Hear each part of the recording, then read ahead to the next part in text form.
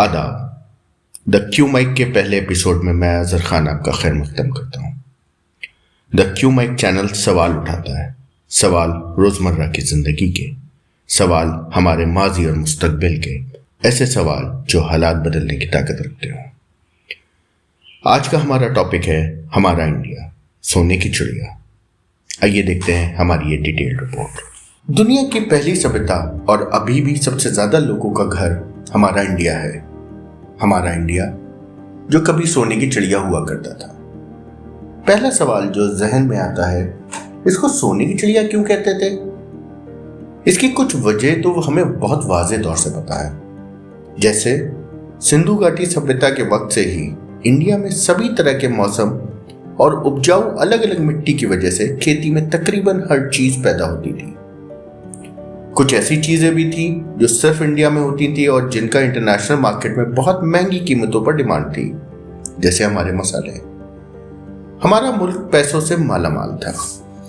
इन दोनों के अलावा भी एक चीज थी जिसको बहुत ज्यादा डिटेल में नहीं समझाया गया, वो है इंडिया का खुशहाल और मालामाल होना। इंडिया के लोग उस वक्त के कामों के लिहाज से बहुत ही उम्दा कारीगर थे, जिसका सानी पूरी दुनिया में कोई नहीं था। खेती की बात हो तो मेहनत और मौसम के बलबूते यहाँ सब कुछ पैदा किया जाता था। बेहद उम्दा किस्म की शिल्पकारी यहाँ होती थी। हीरे और दीगर जवाहरात यहाँ होते थे। औजार और हथियार की भी बहुत ज्यादा डिमांड थी। ये सब बेहतरीन किस्म की चीजें हम उस वक्त जहाजों के जरिए बाहर मुल्क जैसे ईरान, इराक, सीरिया तक भेजते थे। 17वीं शताब्दी तक इंडिया एक बहुत ही मालदार मुल्क अपने लोगों के हुनर की वजह से बन गया था।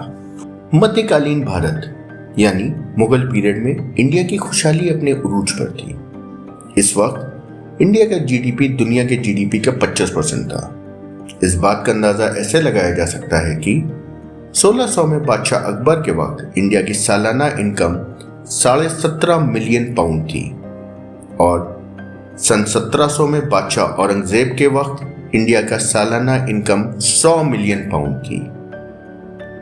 100 साल के बाद 1800 में ग्रेट ब्रिटेन की पूरी तिजोरी में सिर्फ 16 मिलियन पाउंड थे। उस वक्त के लिहाज से इंडिया अपने लोगों के हुनर, इल्म और काबिलियत की वजह से दुनिया में एक लीडर था। ये सब हुनर जनरेशन से जनरेशन तक विरासत में लोगों को मिलते गए। इसके लिए कोई फॉर्मल एजुकेशन की जरूरत नहीं पड़ी। अब तक कॉलोनियल दुनिया का गोल्ड, गॉड एंड ग्लोरी के लिए आगाज हो चुका था। 1608 में ईस्ट इंडिया कंपनी के जहाजों ने सूरत में बेड़ा डाला और 1611 में पहली फैक्ट्री आज के मछलीपट्टनम में डाली गई। फिर दूसरी 1615 में सूरत में डाली गई और 1615 में कंपनी के लोग उस वक्त के इंडिया के बादशाह जहांगीर के दरबार में हाजिर हुए, इंडिया में कारोबार के एक मुआहदे को लेकर, जिसकी उनको इजाजत भी मिल गई। यहां से ईस्ट इंडिया कंपनी और फिर ब्रिटिश राज के पैर ऐसे फैलने लगे कि धीरे धीरे वो पूरे इंडिया के हुक्मरान 200 सालों के लिए बन गए। ब्रिटिश राज इंडिया के लोगों और इकोनॉमी के लिए एक बेरहम दौर माना जाता है। इस दौर में दुनिया में इंडस्ट्रियल रेवोल्यूशन आ चुका था। ब्रिटिश सरकार को ब्रिटेन की इंडस्ट्री के लिए बहुत सारा रॉ मटेरियल चाहिए था, इसलिए उन्होंने हम इंडियंस को रॉ मटेरियल बनाने के काम में लगा दिया, जिसने धीरे धीरे हमको हमारे हुनर से दूर करने का काम किया। इस दौर में इंडिया जो कभी अपने बेशकीमती बनी हुई चीजों का एक्सपोर्टर हुआ करता था, धीरे धीरे सिर्फ रॉ मटेरियल का ही एक्सपोर्टर रह गया था। यानी इंडियंस के हुनर को एक सिस्टमैटिक तरीके से कम करने की कोशिश। ब्रिटिश गवर्नमेंट को छोटे छोटे कामों के लिए ऐसे लोगों की जरूरत थी जो इंग्लिश लिखना पढ़ना जानते हो। वो इंडिया के कल्चर को भी बेहतर जानना चाहते थे ताकि वो इंडिया के ज्यादा दिन तक हुक्मरान बने रह सके। तो इसलिए स्कूल खोले गए और एक नई तालीम, मॉडर्न एजुकेशन का आगाज हुआ। 1781 में वॉरेन हेस्टिंग ने मुस्लिम लॉ पढ़ाने के लिए कलकत्ता मदरसा खोला। 1791 में जोनाथन डंकन ने बनारस में संस्कृत कॉलेज बनाया हिंदू लॉ पढ़ाने के लिए। 1800 में विलियम कैरे ने बैप्टिस्ट मिशन सीमापुर बंगाल में खोला। Charter act 1813 of British government formal education का पहला मील का पत्थर माना जाता है। लेकिन ब्रिटिश राज ने इस बात का भी ध्यान रखा कि इंडियंस ऐसी तालीम और हुनर ना ले पाए जिसके बलबूते वो डिसीजन मेकिंग पोजीशन पे आ पाए या इकोनॉमिकली इंडिपेंडेंट हो जाएं। इसीलिए इंपीरियल सिविल सर्विसेज ICS का एग्जाम भी लंदन में होता था, लेकिन हम इंडियंस ने तो उसको भी पास करने की ठान रखी थी। 1863 में सत्येंद्रनाथ टैगोर वो पहले इंडियन बने जिन्होंने ICS का एग्जाम क्लियर किया, और अब्दुल्ला यूसुफ अली 1894 में पहले इंडियन मुस्लिम बने जिन्होंने ICS का एग्जाम पास किया। 1947 यानी आजादी तक 60 लोगों ने ICS का एग्जाम क्लियर किया, जिसमें 5 मुस्लिम थे। इस वक्त कुछ एजुकेशनल रिफॉर्मर्स ने पेशेनगोई की कि मुस्तकबिल यानी आज के इंडिया के लिए मॉडर्न एजुकेशन ही इकोनॉमिकली इंडिपेंडेंट बनने का सबसे बड़ा हथियार होगा। इसमें राजा राम मोहन रॉय, ज्योतिबा फुले, सावित्री फुले, फातिमा शेख, एनी बेसेंट का नाम सबसे ऊपर आता है। ब्रिटिश गवर्नमेंट ने इंडिया में अपने राज में बगावत को रोकने के लिए एक नई चाल चली। इंडियंस को मुसलसल मजहब और जाति के बहाने से आपस में लड़ाते रहने की चाल। इसका सबसे बड़ा नुकसान यह हुआ कि हमारा फोकस अपने इल्म, हुनर और काबिलियत से हटकर इस लड़ाई दंगों की तरफ ज्यादा हो गया, और हम जो कभी सोने की चिड़िया होते थे अब सिर्फ एक डरी सहमी, दबी कुचली और गरीब कौम बन के रह गए थे जो मजहब के नाम पर हमेशा लड़ती रहती थी। 1950 में आजादी के और बंटवारे के बाद हमारी मुल्क की इनकम वर्ल्ड का सिर्फ 3% रह गई थी। वो इनकम जो 25% होती थी वो आज सिर्फ 3% रह गई थी। अब हमारे पास ना तो उतना अच्छा हुनर रह गया था और ना ही इतने पैसे कि बच्चों को स्कूली तालीम दी जा सके। इस वजह से हम वक्त के साथ कदम से कदम ना मिला पाए और एक अंडर डेवलप्ड मुल्क बनकर रह गए। आजादी के बाद मुल्क को वापस डेवलपमेंट की राह पर लाने के लिए सरकार ने 5 ईयर प्लान लागू किया। लिटरेसी रेट एक नया टर्म आया जिसकी डेफिनेशन होती थी कि 7 साल का को वो बच्चा जो किसी भी एक लैंग्वेज में लिख और पढ़ सकता है उसको लिटरेट पर्सन कहते हैं। 1951 में इंडिया का लिटरेसी रेट सिर्फ 18.2% था।